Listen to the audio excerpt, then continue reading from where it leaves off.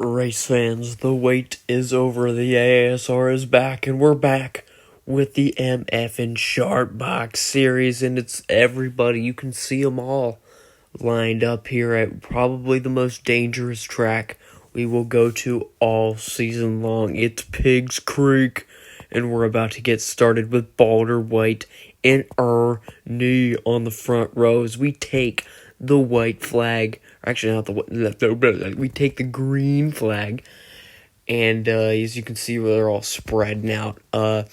This will be the final race of the Sharp Box series before the playoffs begin, and there's plenty of guys that are right around that playoff cut line. One of those people that is not by that cut line is the driver of the 100, Don Geisel, the 5-year-old phenom, winning 2 races this season. What a legend so far, and definitely somebody that Cup teams are potentially looking at to fill a ride next year, but somebody who's had a kind of rough start to the season, or rough season as a whole, is Hugh Janus there in the 22. He's got the lead right now. Could he win and lock himself into the playoffs? Same situation goes for that 51. He's close. He could make it in on points with a good enough finish. The 21's probably going to have to win. The 67, obviously, with I think he's won a race. I don't know, though. He's pretty high up in points if he hasn't won yet. I haven't looked at the points in a while. It's been about 2.5 months since I've even looked at the series. But to lead lap number 1, I think it's going to be the 22. Yep, he's going to do it. So they are about 5 cars wide, the 23 and the 24. Last race winner at Charlotte, that was Mr. Brown's little brother, Legendary, in the number 24 Caterpillar Chevrolet for Snake Racing. It's down the back straightaway. Look at this. It's Vage Addy and the Chipotle crumble cookie. Wait, it's crumble cookies? No, I didn't put that on the car. But he's kind of around that playoff cut line, so a good run for him could lock him in. Same with the 556. But down here, it's King. He's right around that cut line. Well, actually, he's kind of high up in points. I think everybody hopes he makes the playoffs. The 23, I think, is gonna have to win to make the playoffs. That's bending me over. Obviously, not had a great career. I mean, in his Cup career before he got into the Tahoe train accident, he was actually halfway decent, and yeah, he's going to have to win to make the playoffs today, and it looks like he's got a decent car in that progressive number 23 for, was it AC Racing? I think so. Him and Diddle B there in the 51 on that team, and they've been pretty mid to start the season, and man, this lap, it's 10 laps. 10 laps around Pigs Creek is kind of a long time, but as you can see, King working down the inside with Moose, still looking for his first career win. Balder White down there on the inside, looking for it. Ernie as well. Ernie has had obviously the worst season you could ever imagine, and I believe he's sitting dead last of the points, and that flip in Daytona really got him off to a bad start. As now we come to complete lap number 3. They're almost banging off the wall. It was King leading that lap as Diddle B is kind of getting swamped 4 wide there in the middle, but Balder White, with help from potentially Ernie, is looking for the lead now on King. Here he comes down the back straightaway. Here they come. They are squeezing each other down the back straightaway. Almost contact. Oh, there they go. Oh, man, I thought they were going to wreck. That was the 22 and the 67, almost up into Texas winner. What's his name? In the 36. Oh, I know it, but I don't know it. Down here at Swift Sandy as well. She may have to win to make the playoffs. I think so. I think she's got to win. I think she's in the same boat as the 23. But they are 4 wide, now 5 wide in the back of the field, almost getting into the wall with the number 25. That's a ball stain. He's been pretty irrelevant, just like the 23. But somebody that hasn't been irrelevant is Dee Saster, still looking for her first career victory in the series. But that 29, Tootsie's Pontiac, has been I think she's the points leader. So she's had a pretty decent season. Is now down the back straight. There's contact. Spinning is the 36. Vage Addy down to the inside. Oh my lord, what a hit. for the Honda Dodge. Oh my lord, Carson with a heck of a hit, and it'll be the 29 leading them back to the caution. The 21 tried to get there. That's the Red Rocket. Let's take a look at this. They were 6 wide, squeezed together, contact, they slide down into the grass. Vage and Carson, and a huge hit. Oh my lord. To the inside wall. Did Vage miss that wall? He's going to get a pretty good view of this accident. The 23 kind of crowded the 36, and he was just trying to give space to him. And they just all wadded up. Here they come. The wall's going to come right in the frame. That was a hard hit. I think Vage missed that. We're going to do our infield cam, and we'll try and focus on Vage as he slides through as we go to the ultra zoom. Look at this. Oh, man. What a miss. He was inches off that wall. Let's go in ultra slow-mo. Look at this. Wow, what a save. That could potentially save his playoff hopes. Carson's hopes probably dashed with, I think he had a wreck in Charlotte. And, this wreck obviously gonna... I don't know if he DNF. Is he in the back of the field? Is he still out there? Yeah, he's just hurt. He's gonna finish dead last, probably. Unless there's another wreck. So, I think Carson's playoff hopes are over, as we're only gonna have 3 laps to go here. As we get close to the back straight, there's the 6 of Eli Wonder. He's been somewhat irrelevant this season. He had a good run in Daytona. Almost had a shot at the win. But, obviously... we'd be talking about him more if he did get that win, but he's looking for a win here. Now, look who's looking for the lead. It's Ernie, dude. Could he come from last in points to a playoff spot? How wonderful playoffs are. As now Eli Wonder's still looking to have the lead. The 8 has stuffed her nose into the middle. They are 5 wide for the race lead, I believe. Here comes King to the inside, trying to make it 4 wide for the lead. Now the 29 falling back up on the outside lane. 4 wide as we come out of turn number 4. Looking at just 2 laps to go when we get to the end of this long straightaway. Here they come down this front stretch. 3 wide for the lead. Eli Wonder. King is now Moose. Potentially looks to the inside. It'll be Eli Wonder leading that lap. 5 wide for second spot. Here comes Moose on the inside looking for his first career win.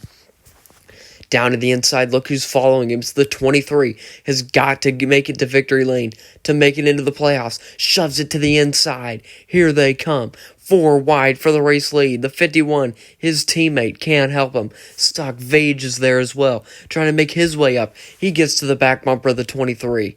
Now 4 wide, 5 wide throughout the pack as we're spreading out a little bit. Moose has got the inside lane. Ball Stain looking through the middle. Eli Wonder falling back on the outside. His chances of winning probably dashed. Moose and King side by side for the race lead as we hit the front straightaway out of turn 4.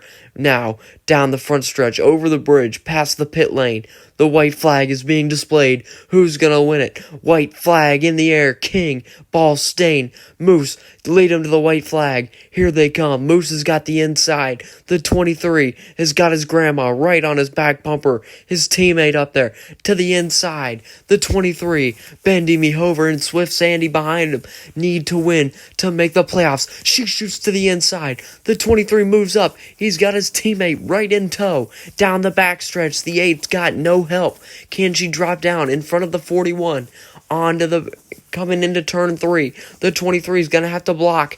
He can't block the 8. The 8's going to have some help in the 41. Now, the 23's still got his teammate in Diddle B. Can they make a charge for both of them to make the playoffs? It's going to have to be a huge run down the front stretch. Help not materializing for the 8. The Lions splitting up off turn 4. Over the bridge for the final time.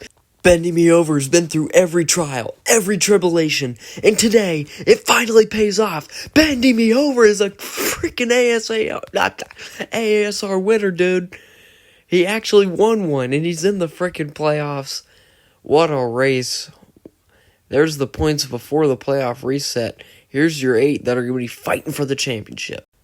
And now, the Cup Series is finally back at Pigs Creek. Ghost Rider on the pole next to Coca-Cola 600 winner Rizzle McGee. Behind them, it's the 04, the 55, all them guys. Obviously, these guys are going to have, what race is this? This is number 7 for them. So they still got race 8 and race 9 to lock people into the playoffs. And it's going to be kind of crunch time for some people. Some people that really need to have a good run today. The 9, Takto Aiden, has just had a miserable, absolutely miserable first half of the season. And if he's going to end up making the playoffs, he's going to have to lock in. Some other people that are going to have to lock in, the 55, I mean, he's up towards the top of the points list. And he's to maintain that, he's going to have to lock in.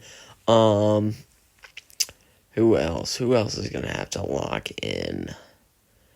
Pirates Cannon, Big Tom, kind of close to that playoff cut line, the 43 and the 10. Obviously, at Sawmill, that feud kind of starting between the 10 and the 9.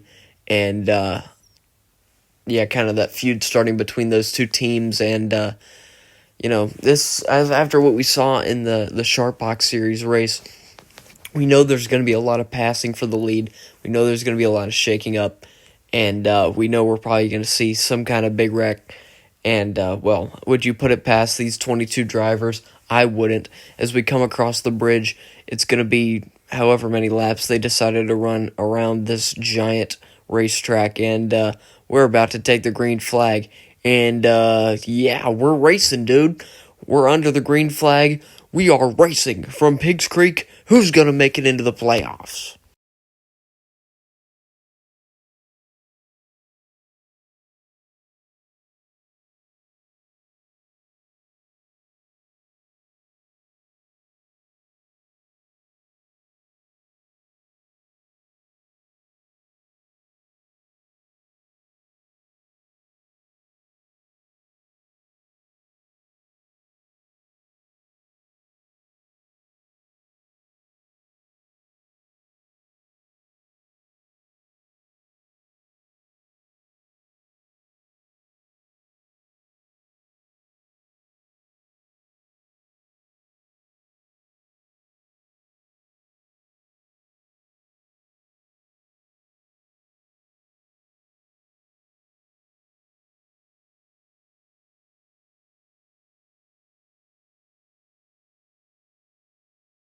Not even a lap in, and we are 3 wide for the race lead. Who's going to get it? I believe it's Big Tom. They are fanning out 5, 6 cars wide.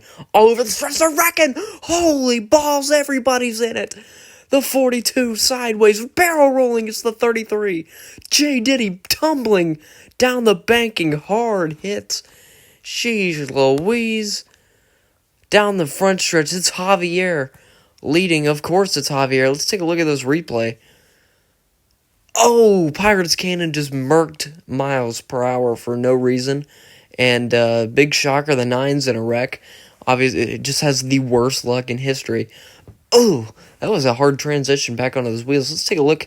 The 43 made it through this. Oh, actually, he didn't make it through this. That's fantastic.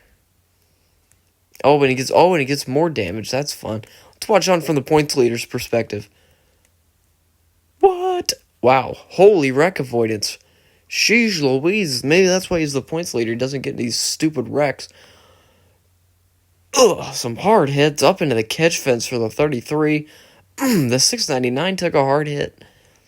Sheesh, guys, it was lap 2, the start of lap 2. Well, just like pretty much every race this season, Javier Holland's up in the lead. And probably going to be a early pick for the championship. People I would say that are going to be fighting for the championship are the 3, the 420, and I would probably say the 55. I know he's got the points lead now, and that'd kind of be low-hanging fruit, but we've seen him not be the greatest towards the end of the seasons, and especially in seasons 2 and 3, he's kind of just been irrelevant toward the end of the year when points really come to matter, and but I think this year's different, and I think they definitely have something special going on in the 55 camp, and even the 57 camp. The 57 has looked kind of relevant.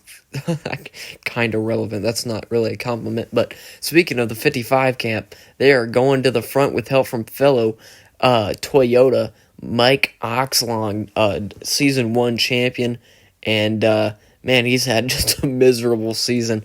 You hate to see it for one of the legends of the sport of the AASR. You hate to see the old Dix machine having a heck of a terrible season. But look who's not having a terrible season. Wow, lap car! 9 car came out of nowhere. Freaking, wow, dude! Freaking cars busted to Kingdom Come, and, well, that just split up the whole pack. And we were just talking about it. Mike Oxlong going for the lead. He's got the 67 of Gay Bitch right on his tail. Could he get his first career win? He shoots to the inside. He's been close a couple times, but no cigar.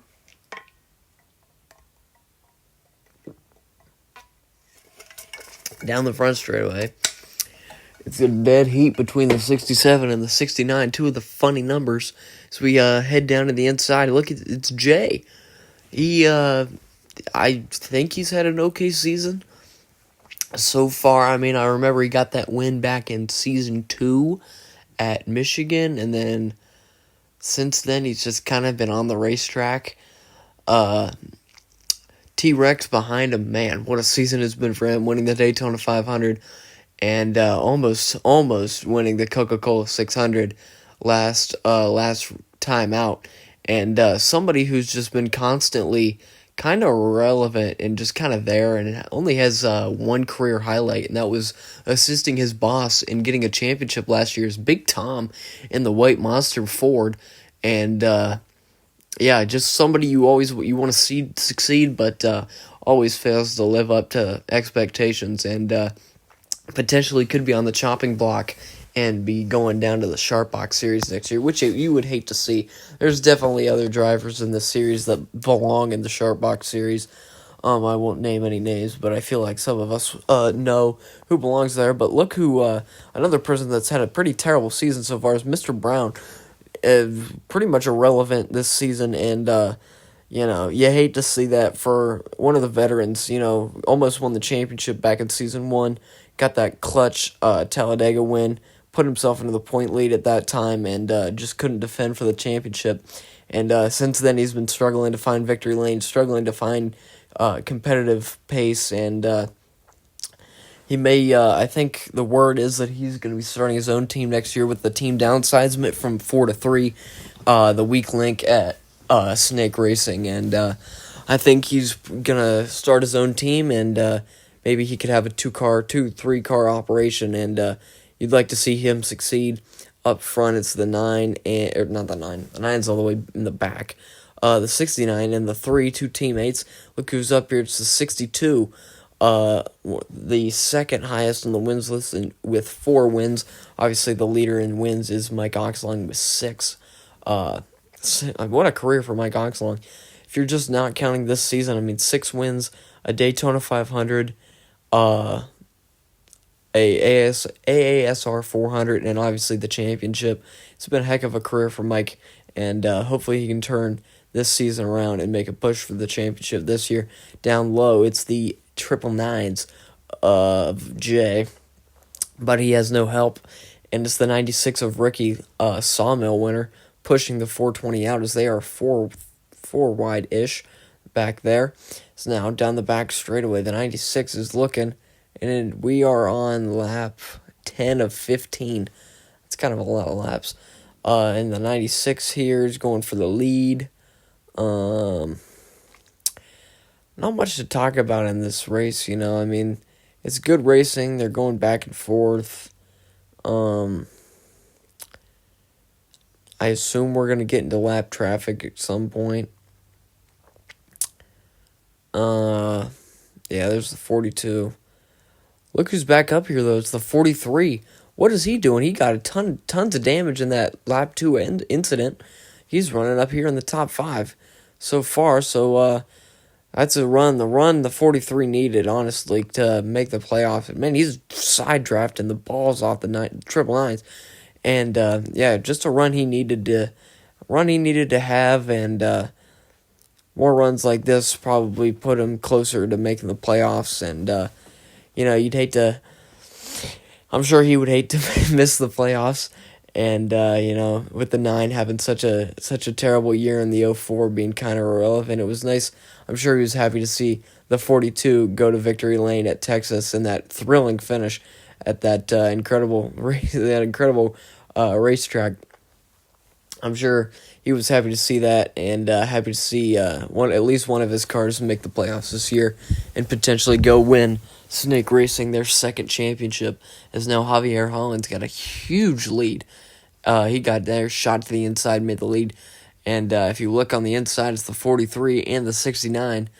Obviously, his teammate in the 69 and Boss, but now the 62 of the Jonkler, looking to the inside, looking to get his 5th career win and become only the second driver to achieve 5 or more wins in the AASR Cup Series, a feat that will probably only be beaten a couple times, and I'd say the Jonkler is probably, well, obviously the closest to doing it, but we got a couple drivers with 3 career wins. Javier has got 3 right now. He's got 4. Javier does have 4, because he won 2 back in Season 3, didn't win it all last year, and then he's won Michigan and Progressive this season.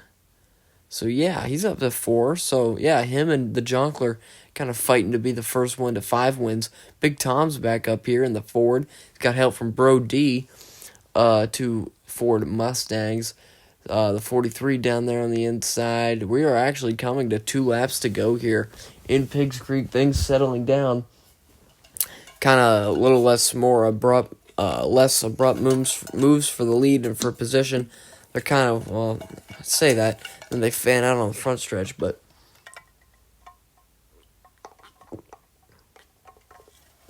this is a heck of a long race, and with 2 laps to go, I mean, there's still a couple minutes left of racing. So we head on to the backstretch. Approaching 1.5 laps to go here down the back. Can Big Tom get his... Well, I guess he has... circle back to my first point about him only having 1 career highlight. He has 2. His lone random win in Kansas in Season 3, I think, is when he got that. That was pretty random, but...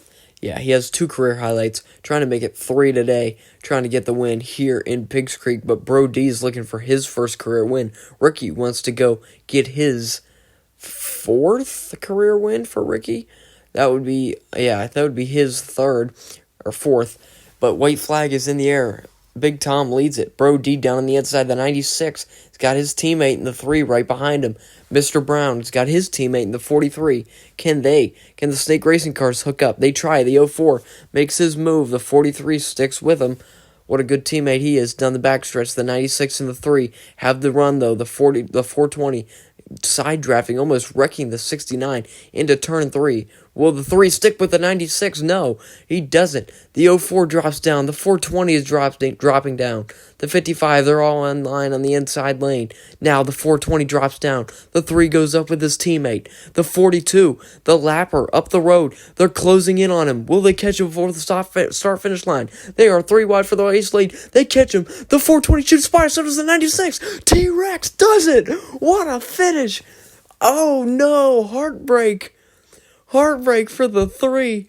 They catch the 42 of J. Diddy, master of chouse. Right before the start-finish line, the 3 jams the brakes.